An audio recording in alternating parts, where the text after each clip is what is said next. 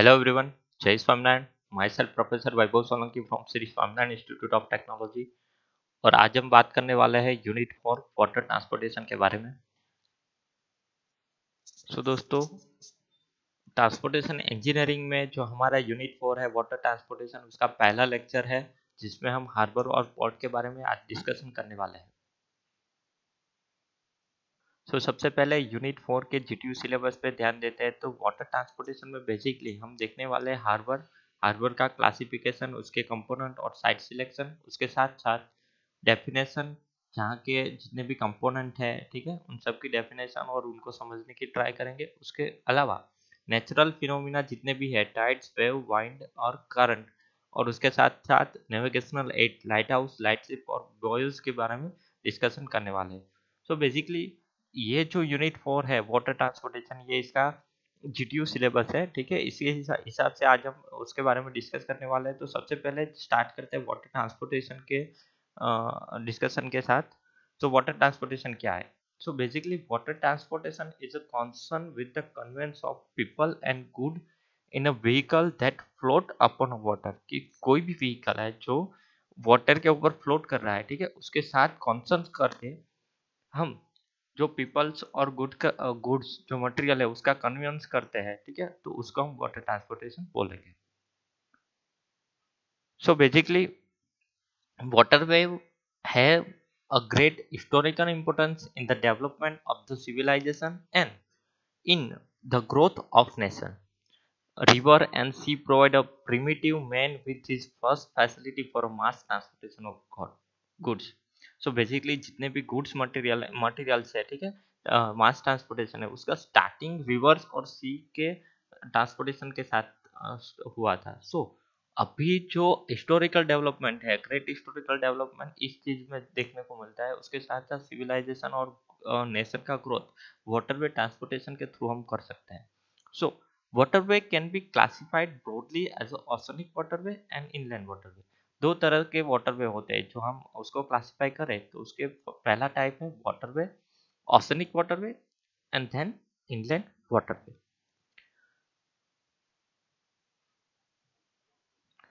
oceanic waterway किसको बोलेंगे? The oceanic waterway are concerned with the conveyance of people and good primarily across the ocean between continent of the Iceland। कि Iceland के बीच में जो ocean है, ठीक है, उसके साथ साथ जो पीपल्स और गुड्स का कन्वेंस है, तो उसके साथ जो कॉन्सर्न होगा वो वाटरवे का कॉन्सर्न रहेगा, ठीक है, उसको हम ओशनिक वाटरवे कहेंगे। इनलैंड वाटरवे किसे बोलेंगे? Inland waterway consists of the water transportation on a river, lake, canal within the mainland। कि कोई भी कंट्री के mainland के इंक्लूड जो भी रिवर है, लेक है और कैनल है, वहां पे हम ट्रांसपोर्टेशन करेंगे, तो उस वाटरवे को हम इनलेट वाटरवे बोलेंगे। Basically river transportation become the popular in India since 1855। सबसे पहले 1855 में रिवर ट्रांसपोर्टेशन यहाँ पे पॉपुलर हुआ था। Basically the total perennial waterway in India 65,600 kilometer, out of which 41,600 kilometer are of river and 24,000 kilometer canal। कि 24,000 canal का waterway हमारे पास है और 41,000 अप्रोक्स हमारे पास रिवर का वाटरवे है। इस हिसाब से टोटल इंडिया में 66,000 किलोमीटर का वाटरवे अवेलेबल है टोटल। तो यहाँ पे ये इंडिया का हम सिनेरियो देख सकते हैं। उसके साथ साथ ओशनिक और इनलैंड वाटरवे किसे बोलते हैं ये मैंने आपको समझाया। अब बात करते हैं कि ये जो वाटरवे है इसके एडवांटेजेस क्या है, कौन कौन से एडवांटेजेस है। तो around the world 82% of the international trade in tons and 94% of the world trade in a ton kilometre are moved by shipping. Basically जितना भी वर्ल्ड में 82% इंटरनेशनल ट्रेड हो रहा है, ठीक है, उनमें से 94% जो वर्ल्ड ट्रेड है वो शिपिंग के थ्रू हो रहा है, मतलब वाटर ट्रांसपोर्टेशन के थ्रू हो रहा है। बेसिकली बहुत सारे एडवांटेज यहाँ पे मैंने समराइज किए हैं, ठीक है। उनमें से सबसे पहला है कि ये जो मोड है वाटर ट्रांसपोर्टेशन का, वो easiest and cheapest mode of communication by utilisation of natural surface of canal, river and ocean. Other require a cheap manual wind and steam motive power. इन दोनों के जो मैनुअल मटेरियल है उसके through, उसकी जरूरत है, उसके थ्रू हम उसको ट्रांसफर कर सकते हैं। दूसरा, ये हायर लोड कैरिंग कैपेसिटी है इसकी, बल्कि है या तो हैवी कमोडिटी है तो उसको हम ट्रांसफर कर सकते हैं। Development of the industrial development होगा, कॉमर्स और एक्सपेंस का डेवलपमेंट होगा, एग्रीकल्चर का डेवलपमेंट होगा, नेचुरल रिसोर्स और इसके इफेक्टिव यूज को हमको पता चलेगा और उसके साथ साथ उसका डेवलपमेंट होगा। न्यू आइसलैंड पॉसिबल होंगे, इसके थ्रू हम डिस्कवर कर सकेंगे कहीं पे कि यहाँ पे आइलैंड प्रोवाइड है और इस आइलैंड को हम डिस्कवर कर सकते हैं। इकोनॉमिक प्रोग्रेस होगा, इंटरनेशनली कॉन्टेक्ट बढ़ेंगे तो उसका भी डेवलपमेंट होगा। So water transportation provide enhance mobility, promote social and political unity. तो इस हिसाब से ये सब एज एडवांटेज है जिसके थ्रू हम प्रॉपरली यूज कर सकते हैं। और उसका अदर यूज है कि हम जो नेशनल डिफेंस है उसके प्रॉब्लम को भी हम थ्रू वाटर ट्रांसपोर्टेशन असिस्ट कर सकते हैं। So this is the most important advantages of the water transportation. ठीक है। डिसएडवांटेज के बारे में बात करें तो पहली चीज कि ये जो ट्रांसपोर्टेशन मोड है वो सबसे स्लो मोड है। So time due to slow speed and curious route, कि यहाँ पे आपको जो रूट मिलेगा वो सर्कुलेट ज़्यादा होंगे। ठीक है। सो फर्स्ट डॉकिंग स्टेज इसके लिए रिक्वायर्ड होगा, उसके लिए greater skill material man power की ज़रूरत है। माउंटेनियस रिवर है या वाटरफॉल है उसके थ्रू जो वाटर ट्रांसपोर्टेशन है वो हिंडर रहेगा। Frequently storm result in a great loss of life and material, storm की वजह से लॉस ऑफ लाइट और मटेरियल का नुकसान होने के चांसेस ज़्यादा है। Rapid growth in demand is more than capacity of existing facility. Whistle है या ऑयल स्पिलेज है, नॉइज है, स्मोक है, फ्यूम्स है, इन सभी वजह से पॉल्यूशन बढ़ने के चांसेस ज़्यादा है। बेसिकली जो मरीन लाइव्स है वो डेंजर्स में है, तो इनकी वजह से पॉल्यूशन होने के चांसेस ज़्यादा है। तो ये सब डिसएडवांटेज है, मेजर डिसएडवांटेज है वाटर ट्रांसपोर्टेशन के। सो मैं आपको कुछ इमेज दिखा सकता हूँ जो हमारे आसपास है। हमको गुजरात के अंदर जो हमारे पास जो 7,000 किलोमीटर की सबसे ज़्यादा कोस्ट लाइन है इंडिया में, ठीक है, वो कोस्टल लाइन के थ्रू हमारे पास गुजरात में बहुत सारे इंटरनेशनल हार्बर और पोर्ट अवेलेबल है। ठीक है। उनमें से कंडला पोर्ट है जिसको हम सब पहले से जानते हैं। तो मैंने यहाँ पे कुछ कंडला पोर्ट का इमेज दिखाई है आपको, जो आपने कहीं ना कहीं विजिट की है, जो हमारे गुजरात में ही अवेलेबल है। ठीक है। दूसरा है कि मॉडर्न वेयर हाउस कैसे कनेक्टेड होते हैं। तो इस हिसाब से वेयर हाउस होते हैं जो पोर्ट के साथ कनेक्टेड होते हैं, पोर्ट के अंदर हार्बर कनेक्टेड होते हैं। तो हार्बर और पोर्ट को कैसे डिफाइन करते हैं मैं आपको इस वीडियो में विथ डेफिनेशन और इसके कंपोनेंट के साथ मैं आपको समझाऊंगा। तो यहाँ पे आप इमेज देख सकते हो, ये सब इमेज है जो भी है कि न्यू जनरेशन है, पाप्स है, कैन है, इन सब का यूज होके जो डेवलपमेंट बढ़ा है पोर्ट पोर्ट में, हार्बर में, तो उसके बारे में हम यहाँ पे देख सकते हैं। ये विशाखापट्टनम का पोर्ट है। ठीक है। जहाँ पे हम मैक्सिमम जो फास्टेस्ट डेवलपमेंट है रीजन का वो बहुत ही हो रहा है। ठीक है। हैंडलिंग इंफ्रास्ट्रक्चर है, ये सब यहाँ पे बहुत ही ज़्यादा है। ये चेन्नई का पोर्ट है। ठीक है। तो ये आप देख सकते हो। तो ये सब मैंने आपको इमेज आपको हार्बर और पोर्ट को डिफाइन करने के लिए आपको समझा है। अब हम पर्टिकुलरली हार्बर और पोर्ट पे डिफाइन करेंगे, उसकी टर्मिनोलॉजी समझेंगे, हार्बर क्या है, पोर्ट क्या है, और उसके कौन कौन से कंपोनेंट है, कौन कौन से एलिमेंट है जिसको हमें एज अ ट्रांसपोर्टेशन इंजीनियर जानना बहुत ही जरूरी है। तो उसके बारे में हम डिस्कशन इसी वीडियो में स्टार्ट करते हैं। सबसे पहले दोस्तों बात करते हैं हार्बर किसे बोलते हैं। तो basically harbour is a partially enclose area which provide safe and suitable accommodation for supplies, refueling, repair, loading and unloading cargo।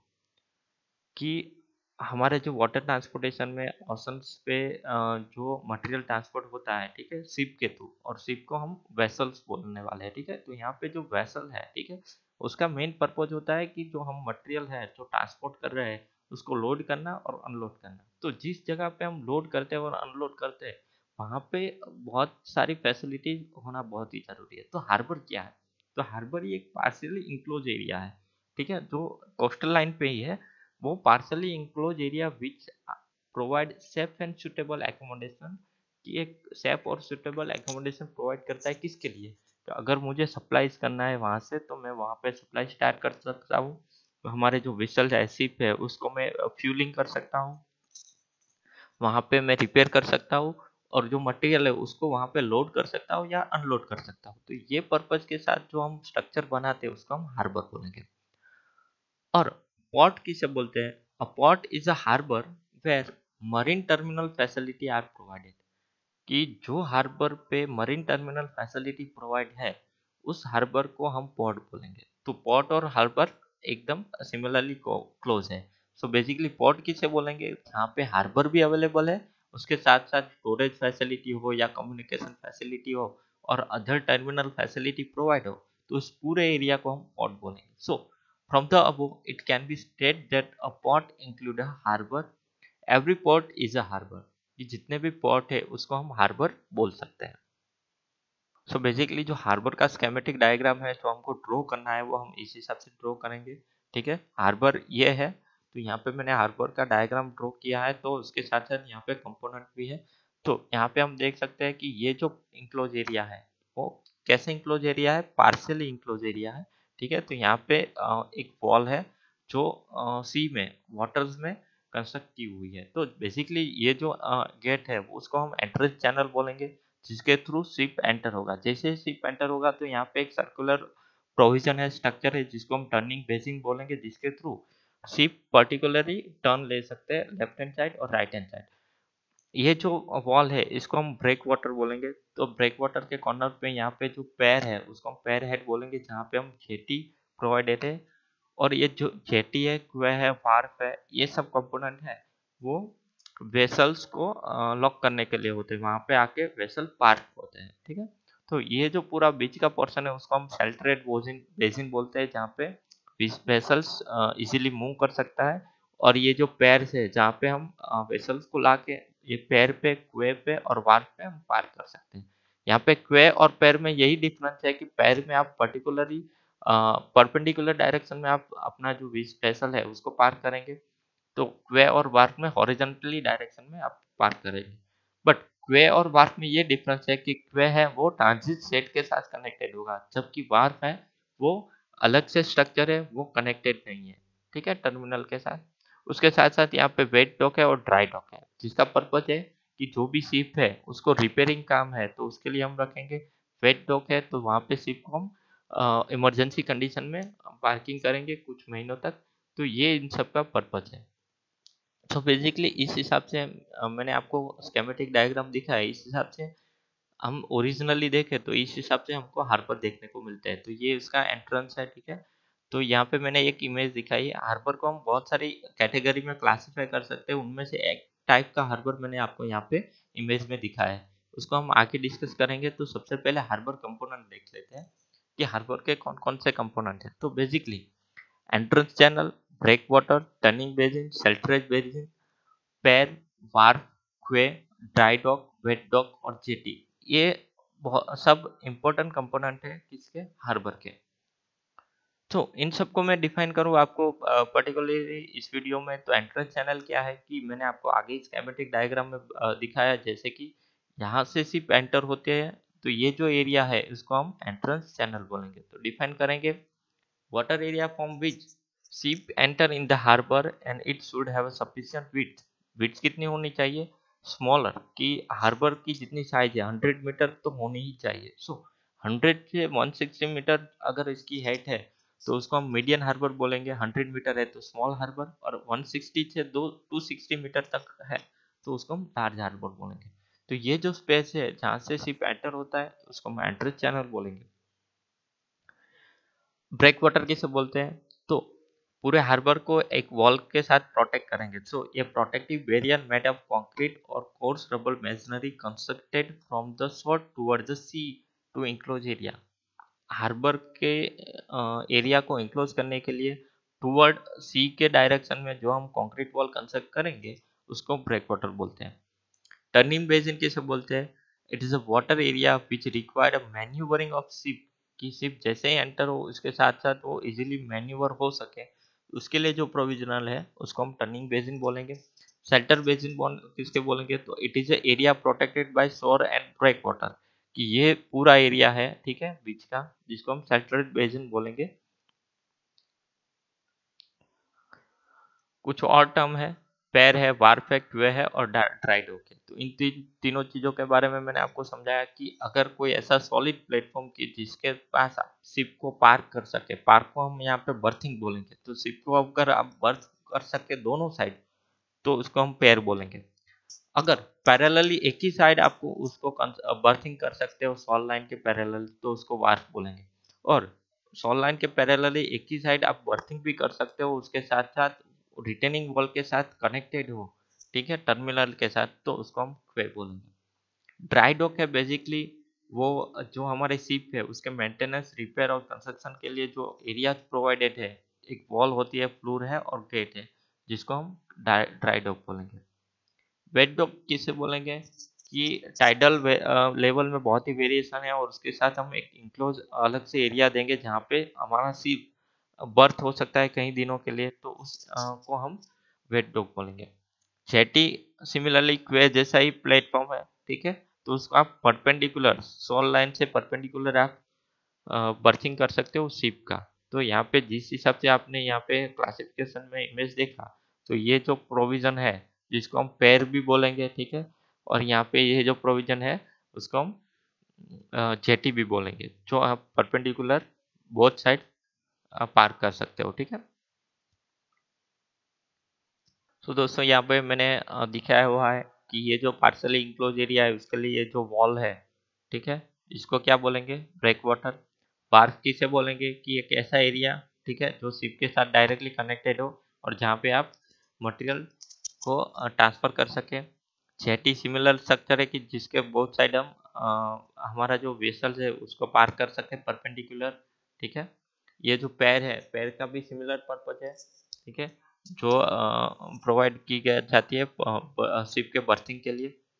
उसके अलावा डॉल्फिन है, जो कनेक्टेड ये जो पॉइंट है इन सबको हम डॉल्फिन बोलेंगे, जिसका भी बर्थिंग के लिए पर्पज होता है, पर उसको हम कनेक्ट करेंगे मूरिंग एसेसरीज के साथ, तो जिसको हम डॉल्फिन बोलते हैं। फेंडर होता है कि जो यहाँ पे ये जो सी वेव्स है उसको कंट्रोल करके हम वेसल को एक स्मूथ डायरेक्शन में और इजीली कार्गो को बिना नुकसान किए हम उसको पार कर सके हैं, जिसके थ्रू ये जो स्ट्रक्चर है उसका भी डैमेज कम होगा, जिसको हम फेंडर बोलते हैं। और ये सब मूरिंग एसेसरी है जिसके थ्रू हम अपना जो शिप है उसको प्रॉपरली एंचर करके मूव कर सकते हैं, ठीक है। तो ये सब डिवाइसेस हैं जो मैंने आपको बता दी। तो यहाँ पे हमने जितने भी हार्बर है, हार्बर और हार्बर के कंपोनेंट के बारे में प्रॉपरली डिस्कस कर लिए। अब दोस्तों बात करते हैं कि एक अच्छे हार्बर की रिक्वायरमेंट क्या है। तो it should be connected with roadway और रेल लाइन के साथ कनेक्टेड हो, सराउंडिंग जो फर्टाइल लैंड है उसकी पॉसिबिलिटी हो, डेंसली पॉल्यूटेड हो, शिप चैनल जहाँ पे प्रोवाइडेड हो, ठीक है, सफिशिएंट उसकी डेप्थ हो जिसके थ्रू ड्राफ्ट और वेसल कनेक्टेड हो, ब्रेक वाटर प्रोवाइडेड हो अच्छी तरह से प्रोटेक्शन के लिए, बॉटम अच्छी तरह से फर्निश हो जिसके थ्रू एंचर कर सकते, होल्ड कर सकते, विंड फोर्स कम लगे, ठीक है। हार्बर एरिया सफिशिएंटली लार्ज होना चाहिए, फ्यूलिंग की, रिपेयर की फैसिलिटीज हो, ठीक है। और it should have enough cold storage, cold storage के लिए वेयर हाउस और ट्रांजिट शेड हो। तो ये सब एक अच्छे हार्बर की रिक्वायरमेंट है। क्लासिफिकेशन की बात करें तो हम कैसे क्लासीफाई कर सकते हैं, तो पहले हम क्लासीफाई कर सकते हैं बेस्ड ऑन प्रोटेक्शन नीडेड। तो बेस्ड ऑन प्रोटेक्शन नीडेड हम क्लासीफाई करते हैं natural harbour, semi natural harbour, ठीक है। नेचुरल हार्बर की जो हार्बर है वो प्रोटेक्टेड होता है, स्टॉर्म्स और वेव है वो नेचुरली लैंड, नेचुरल लैंड के कंटूर के साथ प्रोटेक्टेड होती है, जिसके लिए कोई आर्टिफिशियल कंस्ट्रक्शन नहीं होता है, जैसे कि कंडला है, कोचीन है, मुंबई है, ये सब नेचुरल हार्बर है। सेमी नेचुरल हार्बर किसे बोलते हैं कि जहाँ पे आधी लैंड है वो नेचर के साथ कनेक्टेड होती है। Harbour is protected by the side of contour, partially protected और require man made protection only the entrance, कि सिर्फ एंट्रेंस के लिए मैन मेड प्रोटेक्शन की जरूरत पड़े, ठीक है। बाकी पार्शियली जो नेचुरली प्रोटेक्टेड हो, जैसे कि वेरावल है, मांडवी है, विशाखापट्टनम है, ठीक है। तो ये सेमी नेचुरल हार्बर है। आर्टिफिशियल हार्बर किसे बोलेंगे कि हम प्रॉपरली एक सीज वेव पे हम एक आर्टिफिशियली टोटली सब कंस्ट्रक्शन करके एक हार्बर बनाए, जहाँ पे एंट्रेंस से लेके ब्रेक वाटर से लेके सब आर्टिफिशियल कंस्ट्रक्शन होता है, जहाँ पे नेचुरली कुछ अवेलेबल नहीं होता है, जिसको हम आर्टिफिशियली हार्बर बोलेंगे, जैसे कि चेन्नई हार्बर हमारा आर्टिफिशियली हार्बर है।